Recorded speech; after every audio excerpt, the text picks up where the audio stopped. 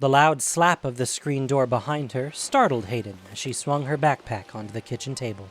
Hey, Dad. I'm home. Yeah, I heard. Careful with that door. Sorry. Hayden sighed as she set her clarinet case next to her backpack and headed to the refrigerator to grab a drink. Why are you home so soon? Don't you have band practice today? Yeah. So what happened? I'm just tired. It's no big deal. I know all the music anyway. Okay. But it's still important for you to practice with the other kids. They're counting on you. I know. Sorry. I'm just really tired. Hayden grabbed a can of the store brand of cola that her father always bought It tastes just the same and costs less. and sat down at the kitchen counter. She really did feel tired down to the core. Her arms and legs felt heavy as she sunk into the chair, and although she wouldn't admit it, she didn't want to play clarinet anymore. But you love the clarinet. She did once, but she rarely found joy in it anymore. Last year you dropped out of soccer, now this. What will you have left to list on your college applications? She knew exactly what her father would say, and she didn't have the energy to hear it right now. Sorry. She repeated under her breath. Well, since you're home early, why don't we tackle some of this paperwork from Dartmouth? Dad. Hayden's father pulled a stack of papers off the shelf and spread it on the table in front of her. I think the essay is going to be crucial for you. You're an excellent writer. That'll give you an advantage because, there will be thousands of applicants and we need to find a way to make sure you stand out. Dad! Hayden grabbed her head in her hands, as if she were trying to physically protect her brain from the onslaught. I just can't right now, okay? Hayden dropped her elbows on the counter, her head still clenched in her hands. Her father sighed and started collecting the papers into a neat stack. Listen, I know this stinks, but your teachers are telling me it's really important. Just at least fill out the application, okay? Not right now, but sometime soon. We want to make sure all your options are open, right? If you decide you don't want to go next year, then you don't have to. But if you don't apply, you'll lose the opportunity. Hayden sat in silence, head down, eyes unfocused, staring through the countertop. Why does everything feel like such a chore? She wondered to herself. Academics had always been easy for her, and she'd played soccer and clarinet since elementary school.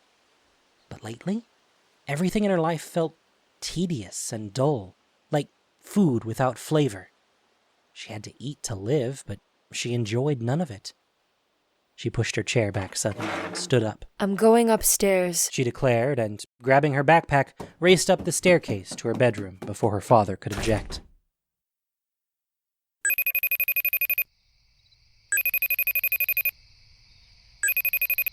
Hey, you finally answered.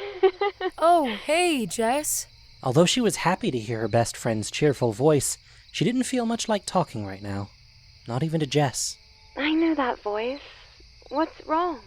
Huh? Oh, yeah, no, it's really nothing. Come on, I'm not gonna judge you or anything. I don't want to talk about it. Well, okay. Hey, remember, we're going to the movies tomorrow. Aren't you excited? But that's with the soccer team. Will they even want me there? I mean, I'm not on the team anymore. Jeez, Hayden, you always think the worst. Of course we want you there. You're our friend. I'll think about it. But she wasn't going to think about it. She had already made up her mind. You should come with us. It'll get your mind off things. I guess? Cheer up, okay?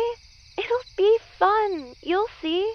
Yeah, you're probably right.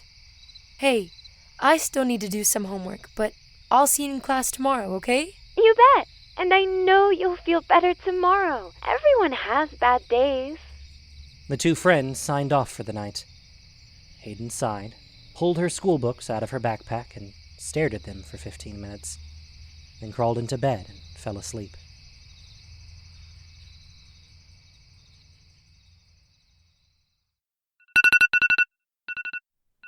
The jarring tone of her alarm shook Hayden awake at 6 a.m. She hit snooze and turned toward the wall, pulling her covers over her head. Hayden, 6:15, breakfast in 15 minutes. Hayden racked her mind, trying to think of some way to convince her father she couldn't go to school. Feeling sick? That wouldn't work. You can go to the nurse if it gets real bad. She could admit that she hadn't finished her homework. Maybe he'd let her go in late? Well, you made a choice, kiddo. Now you need to face up to it. And telling him the truth certainly wouldn't accomplish anything. Do you think I feel like going to my job every day? Of course not. But I push through it. So she dragged her leaden body out of bed, washed and dressed, repacked her backpack, and headed downstairs. Oh, great. Now I'm another day behind on my English essay. She shambled into the kitchen, her father watching her closely. He slid 2 eggs onto her plate. Morning, sunshine. Hayden picked at her eggs and didn't respond. Hayden, I want to apologize about yesterday. I shouldn't be pressuring you so much. Hayden looked up from her plate, surprised to hear him speaking to her this way. But you need to steel yourself and get through this application process. Once you get through college, you'll have so many opportunities waiting for you. You can choose a career you love, which is more than I ever had, and really create a life for yourself. Okay, yeah, bye, Dad. See you after Hayden, school. get back here. We need to talk. Why can't you just get it? Why? Hayden, I'm trying my best. I've only ever wanted what's best for you. I know I'm not perfect, but we're a team, right? The only response was the loud slap of the screen door slamming shut behind her. The tears started flowing by the time Hayden reached the end of her driveway. She fought them back, wiping at them furiously, but to no avail. Breathe. Just breathe. She tried to breathe deeply and slowly, to slow her racing heart and mind, but she kept choking on her breath and her tears. I can't go into school like this. She began to panic, looking for an escape, any escape. She turned and ran down a side street, not even paying attention to where she was. As she began to tire, her pace slowed, and she surveyed her surroundings. She didn't think she'd been down this street before, which she found very strange, having lived in the same house her entire life. Where am I? Before her stood a most impressive forest, cramped with tall, thick trees whose highest boughs were obscured in a hazy glow. There seemed to be a flicker of movement always at the edge of her vision, but never caught as her eyes scanned the unfamiliar scene before her. There's never been a forest here before, Hayden thought, then started walking towards it. A faint buzz in her ears veiled any lingering feeling of caution or unrest as she approached. Someone, something, seemed to be calling her in, gently but urgently beckoning. And hadn't she always been one to follow instructions? As she stepped into the forest, time seemed to stop. The autumn leaves were still mostly red and orange, but there was the oddest hint of blue in them. The dead, fallen leaves on the forest floor looked special, delicate and vibrant, almost as though they were still growing on a tree. Magnificent vines wound up the nearby trunks. Oh dear. That wasn't nice, was it? From behind one of the enormous trees emerged a very unusual figure. They looked human, but every feature was off by a fraction, every detail ever so slightly amiss.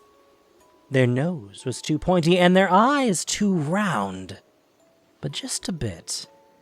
Their arms were too short and their legs almost imperceptibly too long. They leaned against the tree and smiled at Hayden, a smile that curved up too high on the cheeks. Who are you? The figure looked pale and thin beneath their ill-fitting clothes, face gaunt, oddly colorless hair stringy and limp above a wide forehead. But the distorted smile was warm and inviting. At least it appeared so to Hayden. Don't you just hate it when people who are such trash act like they're royalty? It's not right. Trash? My father isn't trash. He's just... Perhaps too strong a word.